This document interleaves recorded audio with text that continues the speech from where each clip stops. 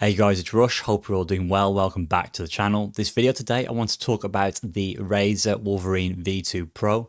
This is a PlayStation controller. I've purchased this for my son, but it has come recommended to me by Street Fighter player DJ Sonny B. Now, Sonny B uses this pad for Street Fighter 6.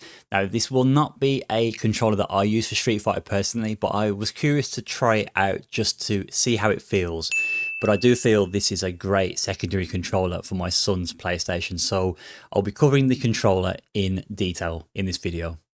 So out of the box, you get the controller, you get a USB Type-C lead. That is not actually the lead that's plugged in at the moment, but I'll talk about that shortly. You get a manual, which is very nice. I like to get manuals with my games and devices. We don't normally see manuals these days with a lot of games, but that's cool. It gives you a breakdown of the configuration, the buttons, some stickers. Super important, you get stickers. It is a wired and wireless controller, so you get a wireless dongle and you get 2 additional analog stick heads. So to change out the analog sticks, you just simply pull them off. They use magnets to connect, and there is a little bit of force required to change them. This has a longer body to it, so it sits taller. Connects like that.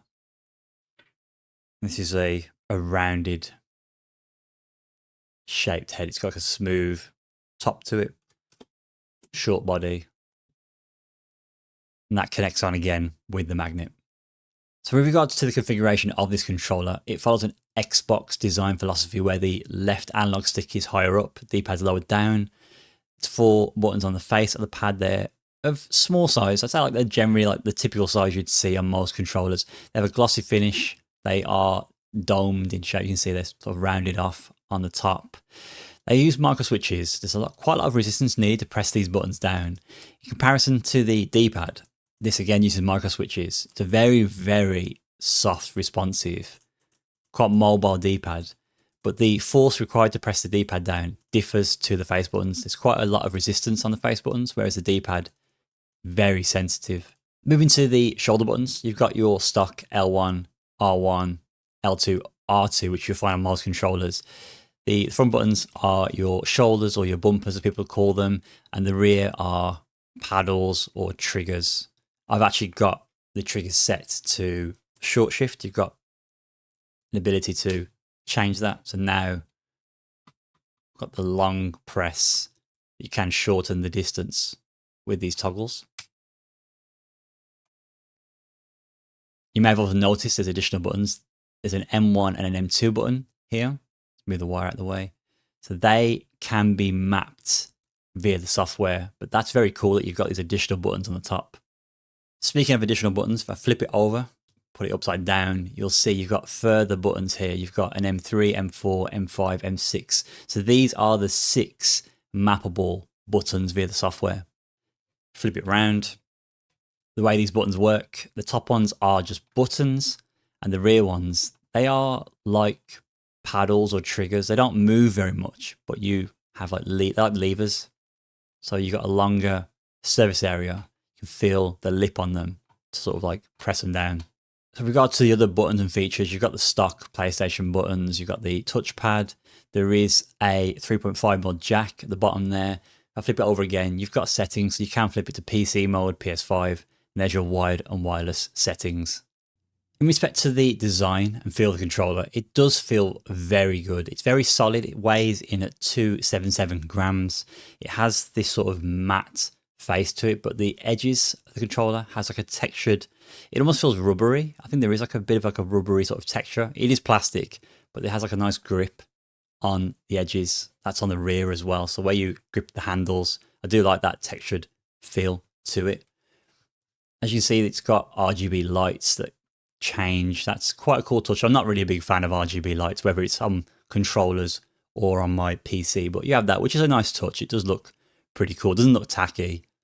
The controller really fits naturally in my hands. I feel the shapes of the handles, the rounding on the back is perfect. The face is big, but not too big, not too small. Just the right size for all the buttons. I think the placement of the buttons, I think everything's in a fantastic place. I'm not pressing things by mistake at all. Very, very good design. We spoke about the D-pad being very clicky, very sensitive. Not an issue when it comes to just general gaming, but I do feel for fighting games it would take some getting used to, but it is very responsive. It does pick up your inputs very cleanly, and your motion inputs are very smooth. It's just that the lack of resistance can lead to some misinputs if you're not careful. The analog sticks, to me, feel great. They have a lot of movement. They're very quick, very sharp, but there is a little bit of resistance. That first initial movements, when you first move it, there is a little bit of resistance, and once you're on the edges of the analog stick, it's very fast. It's a great balance between the two. The face buttons we mentioned, the resistance is quite noticeable. Not a massive issue, but I do feel like there's enough resistance to potentially slow down your inputs. So not my preference, but they don't feel bad, if that makes sense. The shoulders, the triggers, these buttons here, very clicky, not too much resistance in them. And flipping it over, these work in a very similar manner. They're not as clicky. I don't think they use micro switches, but they are very snappy, very responsive on the back there. The touchpad is very big, but you will not ever press that by mistake. So if you're on the analog stick, there's no way to press that because the analog stick is raised and the D-pad is far away from the touchpad. So that's great. You're not going to press that by mistake. One of the things that I mentioned earlier in the video is the wire that comes with the controller. So it's a USB-C Type-C to Type-A USB cable. But the issue with this cable is when I connected it to my PC, the controller would constantly connect, then disconnect. Every, say, like 5 to 10 seconds, I'd hear my Windows beep to say something's disconnected, a USB device is disconnected, then it's reconnected. I've only had that issue with this particular wire. So I'm using a different USB Type-C wire. This one is USB Type-C to USB Type-C. So I don't feel that's the reason why it works. I just feel like the connection on this wire is better. So that's something to look out for if you do purchase this pad. To make configuration changes, you need to use the mobile app. I did look for a PC or computer app and I did not find one. Once you're in the app, to pair the controller, you need to hold these two buttons here. The app does tell you which buttons you need to hold. You hold them for 5 seconds and then you hit the connect option on the app and it will pair. And you have profiles. I've got the profile set to shooter. If I go into the profile, I can then customize my options. So you can change the 6 mappable buttons. You can map them to what you want to map them to, and you can change the effects of the RGB. There is a notification here about a firmware update. I believe the firmware update fixes some of the dead zones, so I need to apply that to the controller. Now, one of the main reasons why I got this for my son is he wanted a secondary controller, as I mentioned, for his PlayStation 5. I did want to go for the V3, but they don't actually make a V3 for the PlayStation. V2 Pro is the latest model for the PlayStation. And for the price point, I paid £80 for this on Amazon. I felt that was a good price for the controller. And the other selling point was the fact that it's a 1000 Hertz polling control pad. That to me is a really big deal. However, I've done some research online and it does state that the 1000 Hertz polling applies to PC and it is reduced on PlayStation, but there aren't any confirmation of the numbers from the sources I've read on the actual polling rate for the PlayStation. That might be in respect to PS4 and the 1000 Hertz polling may apply to PS5. I'm not too sure. So I have been trying Doom 2016 with this controller on my PC. You may laugh because this is an old game. It really is the only sort of modern FPS game I have on my PC at the moment. I have changed the mappings on the controller. So I've set the customizable button on the right hand side to the right stick button, and the buttons on the rear, the actual like paddles, the right one is set to crouch and the left one is set to the map. So that does make the button mappings for this game a lot better, I feel, for me. So those of you that follow me on the channel for some time will know that I'm not an FPS guy, but I do enjoy FPS games. I played FPS games when I was younger and this feels right at home. I do like the way the pad feels. I have no issues with movement. It's taking me a little bit of time to get used to the game again. I'll give it that. Movement feels good. Accuracy feels good. I don't feel any delay when I'm playing or anything like that.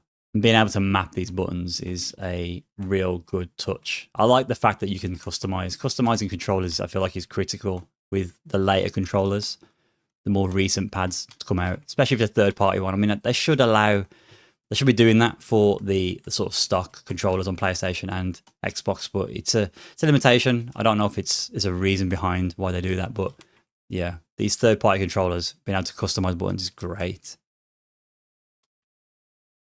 If I were to play an FPS game, I wouldn't particularly choose pad if I'm on PC, but for a PC experience, I think it's perfectly fine.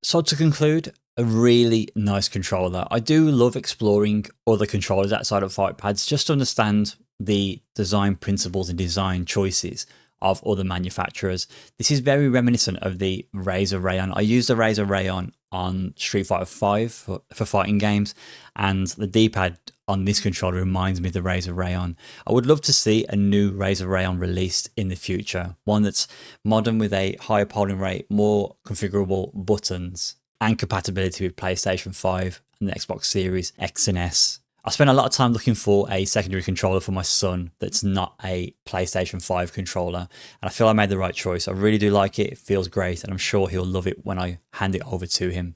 So that's it for this video, guys. Hope you enjoyed. Any questions, any queries, always give me a shout, and I'll catch you in the next one. Take care.